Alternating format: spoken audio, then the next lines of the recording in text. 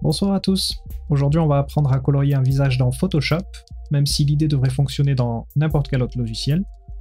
Cette vidéo va être un petit peu différente des autres puisqu'on va le faire en temps réel. Ça va donc être un peu plus long que d'habitude, mais vous pourrez suivre la démarche étape par étape. Donc pour la base, on va utiliser le dessin qu'on a fait dans la vidéo sur comment améliorer ses lignes. Vous le reconnaissez sûrement si vous l'avez vu. On va l'appeler Billy, en hommage à un pote à moi qui ne s'appelle pas comme ça. Le PSD va être disponible dans le serveur Discord, dans le chat ressources, si vous voulez vous entraîner à colorier, sans avoir la pression de faire un dessin avant. Donc, avant toute chose, quand il s'agit de toucher à la coloration, il faut qu'on décide d'une source de lumière. C'est-à-dire c'est ça qui va dicter où se trouve la lumière, où se trouvent les ombres. Donc, on va partir sur un schéma assez classique ici, c'est-à-dire une lumière du dessus. Donc, on a notre calque avec les lignes, on a le calque du fond. On va venir sur le calque du fond et je vais y mettre une légère couleur. Juste parce que le blanc, c'est pas forcément idéal, ça va faire ressortir nos couleurs comme étant trop foncées. Il faut éviter en général de travailler complètement sur du noir ou complètement sur du blanc, ça peut un petit peu fausser la perception qu'on va avoir. C'est bien de mettre une base de couleur. Donc, on va pas toucher à notre calque des lignes. On va à la place créer un nouveau calque. On va venir chercher l'outil lasso avec la touche L, vous l'avez ici en haut à gauche. Et on va détourer complètement le personnage. Vous n'êtes pas obligé de le faire en un seul coup. Si vous voulez faire juste un morceau comme ça, ensuite vous pouvez utiliser Shift majuscule pour ajouter des morceaux à la sélection.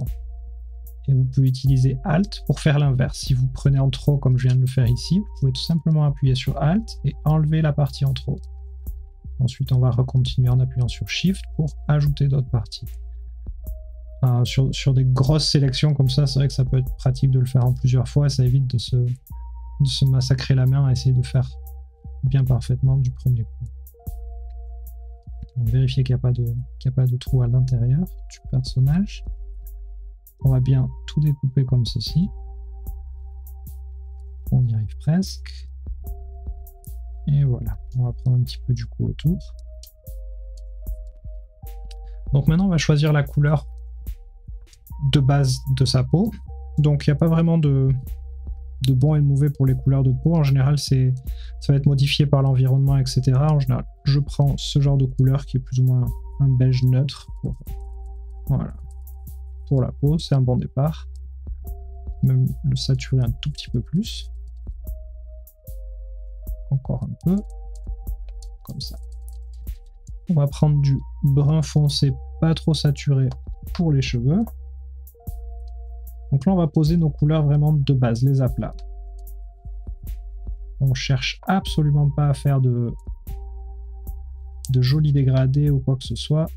On va vraiment juste poser complètement des couleurs plates. On va même bien faire en sorte qu'il n'y ait pas de trou, que la séparation des couleurs soit le plus nette possible.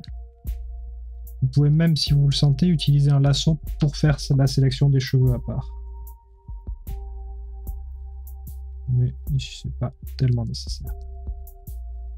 On va faire les sourcils. Je vais faire le blanc des yeux. Donc, pour le blanc des yeux, ne prenez pas du blanc. C'est pas bien.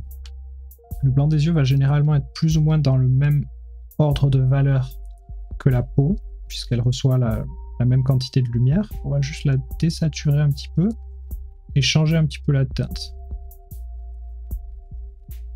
Voilà, donc là on va avoir une espèce de gris pâle qui va peut-être être plus naturel. Et ensuite on va venir prendre une couleur plus légère pour la bouche. Toujours pareil, faites attention à pas trop partir sur du rouge à lèvres. Voilà. Donc là, on a une bonne base.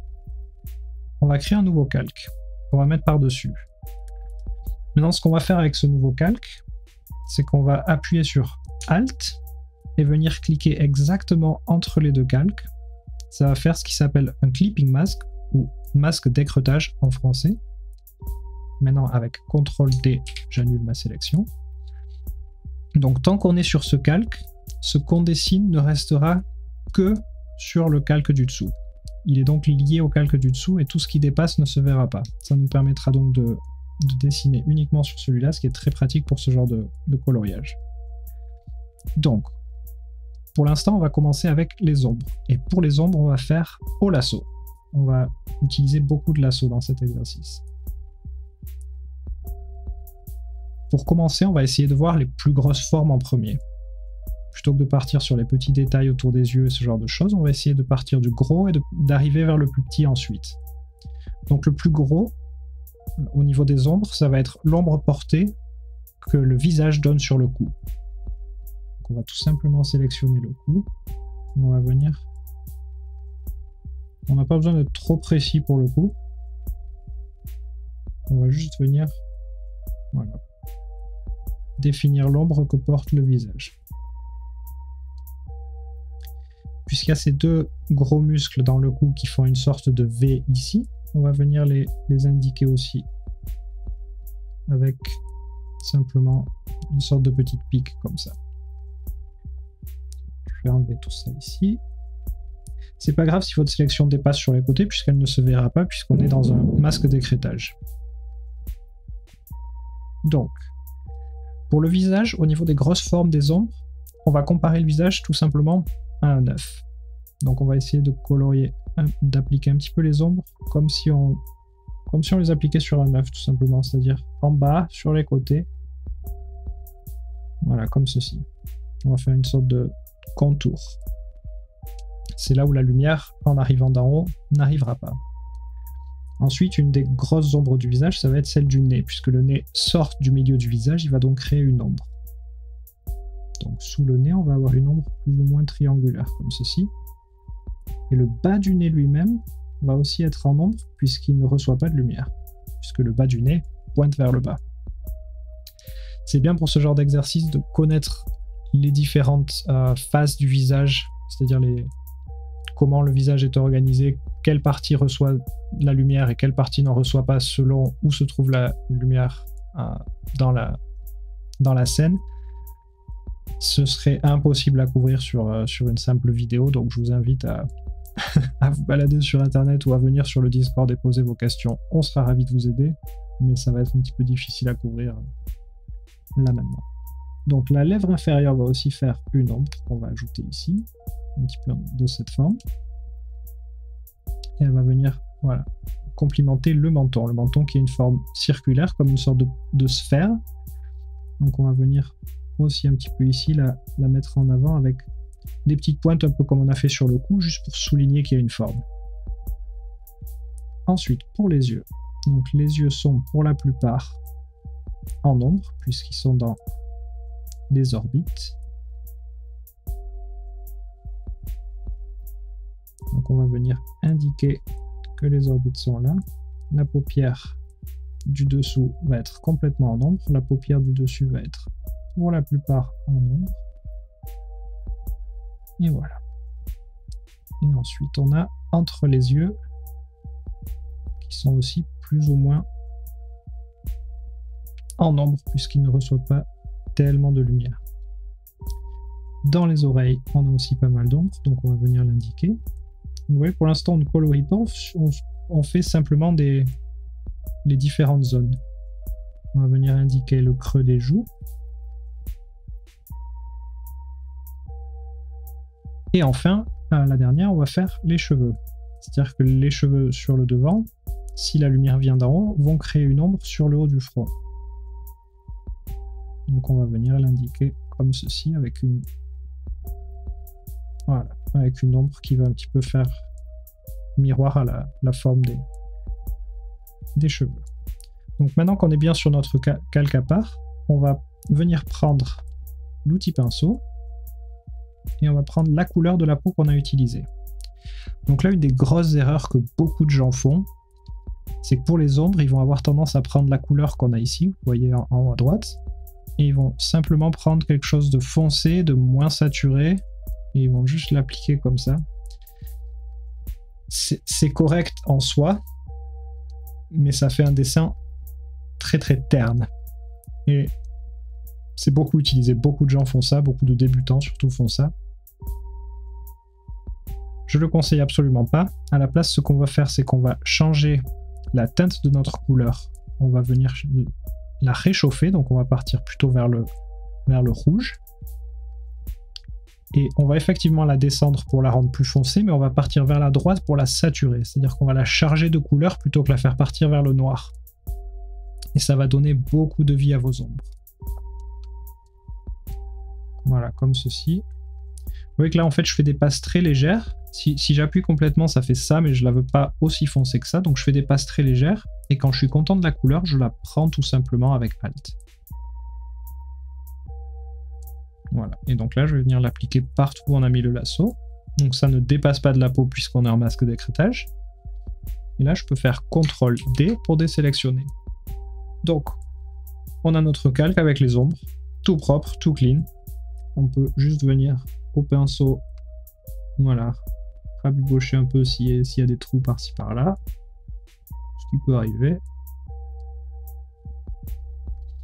Et voilà. Donc là, on va faire un nouveau calque, et on va aussi le mettre en masque d'écrêtage, donc toujours avec Alt. On va venir appuyer entre les deux. Vous voyez qu'il y a la petite flèche qui se met.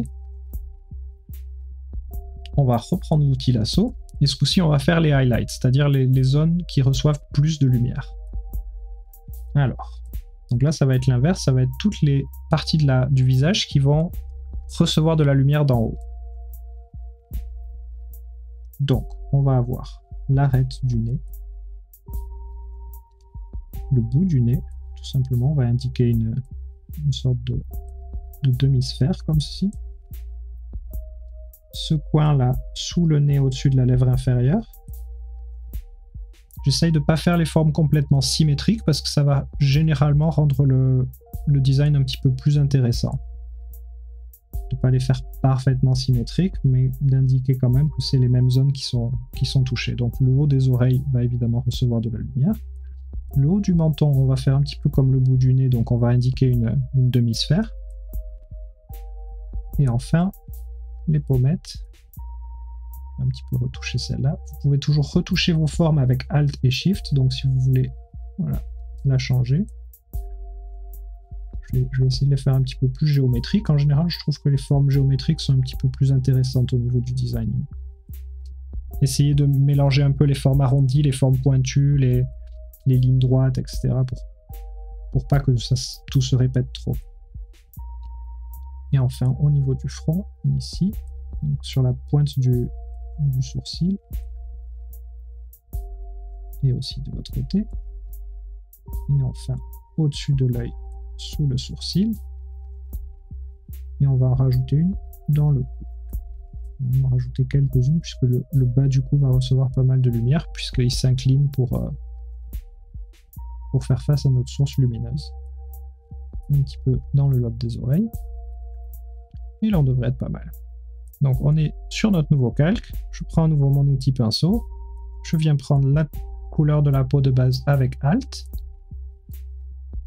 et maintenant on va faire l'inverse, au lieu de le faire partir en chaleur vers le rouge, on va le faire partir vers le froid, et on va partir vers le jaune et le vert. Mais ça ne veut pas dire qu'il faut faire nos highlights en vert, ça veut juste dire bouger un petit peu le curseur dans cette direction. Et là on va venir tout simplement le rendre plus léger en essayant de rester quand même assez saturé, pas partir sur du blanc complètement parce que c'est exactement comme si on fait des ombres noires, ça va ternir la couleur. C'est pareil avec les highlights, si on les fait blanc complètement, ça va très vite anéantir le dessin. Donc je suis assez content de la couleur. Les highlights, il faut les faire relativement légers en général, surtout sur les peaux claires. Les highlights vont être très moins visibles. Si vous faites des peaux foncées, ça va être plus ou moins l'inverse, les ombres vont être plus discrètes puisque la couleur de peau est déjà très foncée. Par contre, ça va augmenter la réflexion, donc c'est-à-dire les reflets. Et du coup, les highlights vont être très visibles et beaucoup plus différents de la couleur de base. Mais pour l'instant, on va pas s'en préoccuper. Et voilà. Donc là, vous voyez que très rapidement, en utilisant seulement du lasso, on a un résultat très très propre, relativement facile à obtenir. Ce qu'on va faire maintenant, c'est qu'on va changer la couleur des lignes, puisque là, ces lignes noires ternissent beaucoup le dessin. C'est-à-dire que le noir au milieu de ces couleurs, ça enlève beaucoup du dynamisme. Donc, Je vais en faire une copie pour pas trop sacrifier mon dessin original. Donc voilà mes lignes. Pour faire une copie du calque, il suffit de le faire glisser sur le petit plus. Voilà, donc ici j'ai ma copie. Donc je vais enlever la visibilité du premier. Je me le garde de côté pour plus tard. Et maintenant on va bosser sur la copie. Donc ce que je vais faire, c'est que je vais cliquer sur ce petit damier ici. Ça va avoir pour effet de me bloquer sur ce qui existe déjà dans le calque. Donc je ne vais pas pouvoir dessiner ailleurs que sur les lignes. Donc je vais venir prendre un rouge très foncé et très saturé. Donc, si vous avez le triangle, ça va être plus ou moins dans cette zone-là. Et je vais venir doucement le colorier. Et vous voyez que j'ai beau avoir un très gros brush, ça reste exactement sur les lignes.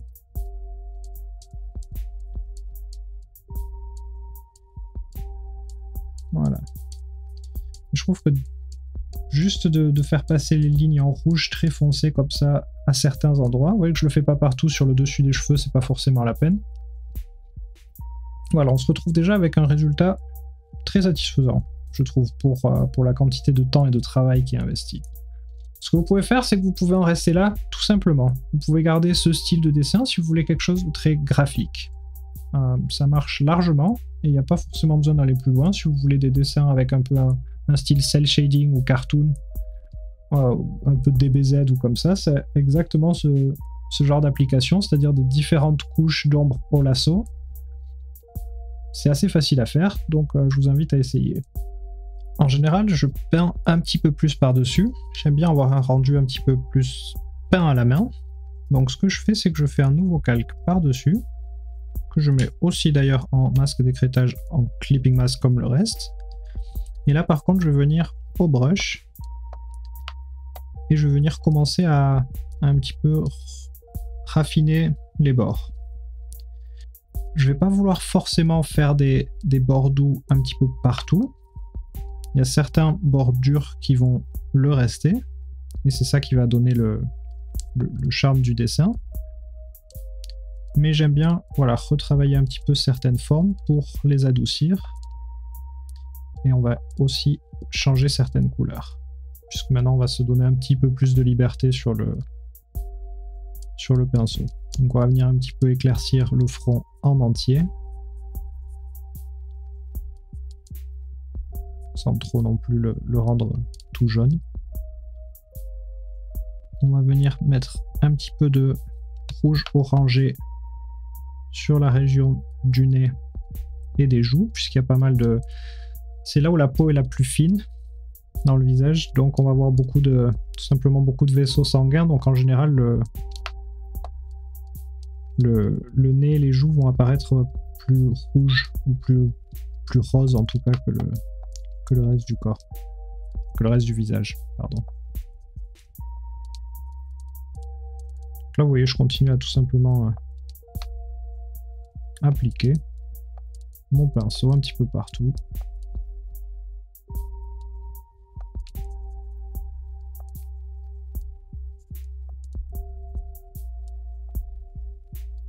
Je vais venir prendre différentes couleurs. J'expérimente un petit peu avec les couleurs et je vous invite à le faire. Il ne faut pas forcément rester bloqué sur la palette que vous avez utilisé là, les 3 couleurs. C'est bien si vous voulez faire ce style très graphique, très DBZ en cel shading, mais si vous voulez commencer à peindre un petit peu plus, du coup autant s'amuser avec les couleurs, avec les palettes et voir ce qui marche et ce qui marche pas. Et venir chercher des trucs un petit peu plus saturés. Ce que je fais en général, c'est que je prends une couleur très saturée, comme ici ce orange.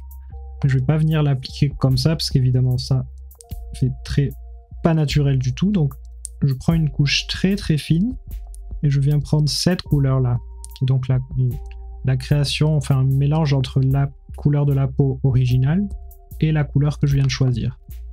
Et du coup maintenant j'utilise cette couleur-là, à nouveau très très doucement pour venir appliquer.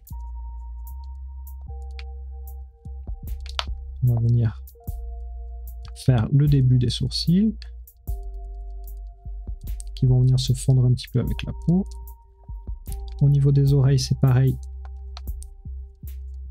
Les oreilles ont la peau très fine et beaucoup de vaisseaux sanguins, donc en général, elles vont apparaître un petit peu plus saturées que le reste du visage.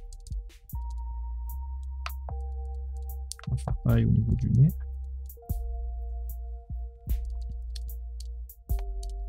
Et on va venir.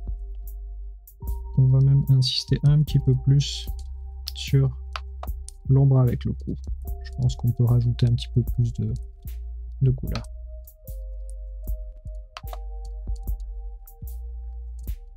Donc là, c'est juste une question d'expérimenter un peu. C'est toujours bien, évidemment, de connaître un peu la structure du visage pour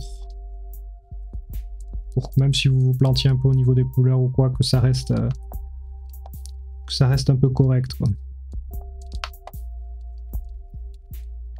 Je pense qu'on peut partir sur un petit peu plus foncé sous le nez aussi. Voilà, un petit peu dans le coin des yeux, là où c'est bien dans l'ombre. Voilà, après je ne vais pas partir trop en détail sur ce dessin, c'était plus pour montrer un exemple. Ce que vous pouvez faire si vous voulez, puisque là on est sur un visage masculin, donc autant profiter de l'occasion. Si vous voulez donner un côté un peu mal rasé, on va pas venir prendre en noir et faire des traits comme ça, évidemment non. Ce qu'on va faire, c'est qu'on va prendre la couleur qu'on a déjà, et on va tout simplement la désaturer énormément. Donc on va la faire partir vers du gris. On va pas partir gris complètement, mais on va aller dans cette direction-là. On va venir l'appliquer très doucement. Et juste en appliquant le gris, en désaturant, ça va donner cette illusion d'une sorte de couche sur la peau. Voilà, il n'y a pas besoin de faire les poils un par un, on va simplifier au maximum.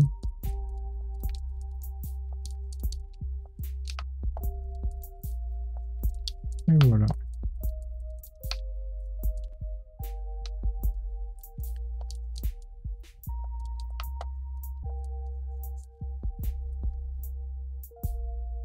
On va continuer à venir montrer différentes parties du visage. Donc on va bien montrer les creux des joues, montrer la structure osseuse du visage. On va faire bien attention à quelle partie reçoit de la lumière, quelle partie n'en reçoit pas.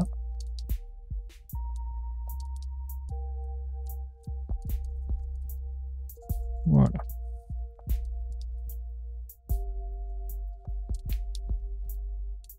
Donc évidemment, si vous voulez un résultat plus poussé, il va falloir y passer beaucoup plus de temps que ça. C'est une démo faite en quelques minutes, donc je vais évidemment pas trop partir sur les détails. Mais c'était plus pour vous montrer l'idée.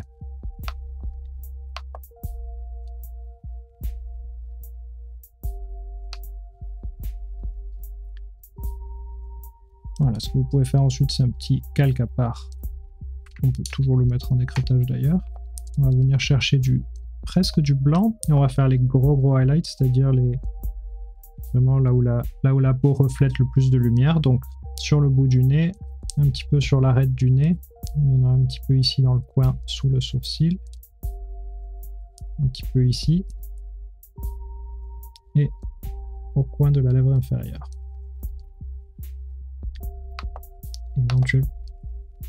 Éventuellement un petit peu au coin du nez ici.